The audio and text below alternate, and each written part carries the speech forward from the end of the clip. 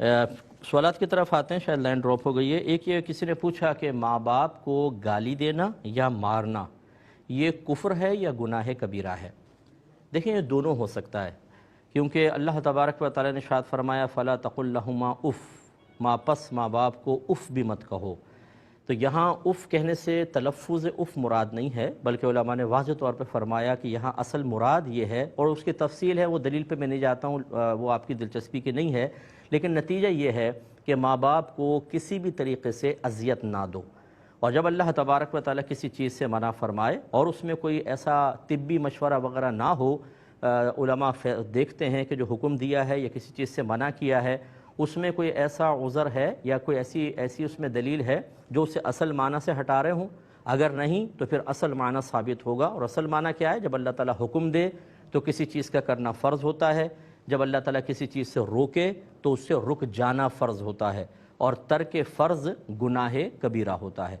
तो इसलिए माँ बाप को गाली देना और मारना चूँकि बाइस अज़ियत बनेगा, इसलिए गुनाह कबीरा तो है ही है।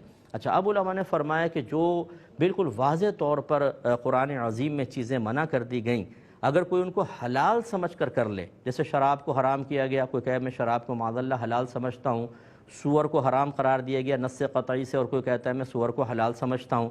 इसी तरह माँ बाप को उफ़ कहना मना है, तो इसका मतलब है कि जब उफ़ से अज़ियत है ये मना है, तो मारना और गाली देना बदरजा वाला मना होगा, तो रुकना फ़र्ज़ हुआ। अब कोई ये वाज़ेह चीज़ को कहे कि मैं नहीं मानता हूँ ये फ़र्ज़ है, हलाल समझ कर ले, तो वो काफिर हो जाएगा। तो अब मालूम ये हुआ, अगर माँ बाप को गाली दी या माँ बाप को मारा और दिल में उसके ये एतिक़ाद आ गया, यकीन आ गया कि इनको मारना कोई ऐसी बुरी चीज़ नहीं है या हलाल है, मेरे लिए जायज़ है, हराम समझ के नहीं कर रहा, तो फिर वो काफिर भी हो सकता है, उसे तजदीद ईमान तजदीद निकाह करना होगा। और अगर हराम समझ के मारता है या गाली बकता है, यार मैं कर तो गलत रहा हूँ लेकिन बस वो गुस्से में आके कर लिया, तो कम से कम गुनाह कबीरा ज़रूर है। अल्लाह ताला की बारगाह में बाद में पहले माँ बाप के कदमों में गिर के मुआफ़ी मांगे, वरना याद रखें आज माँ बाप की कमज़ोरियों को देख कर अगर ये ज़बान पर नाजेबा कलिमात लेकर आए या खुदा न खास्ता, ये तो मैं कहता हूँ हाथ टूट जाने चाहिए ऐसे औलाद के कि माँ बाप पर हाथ उठाएँ।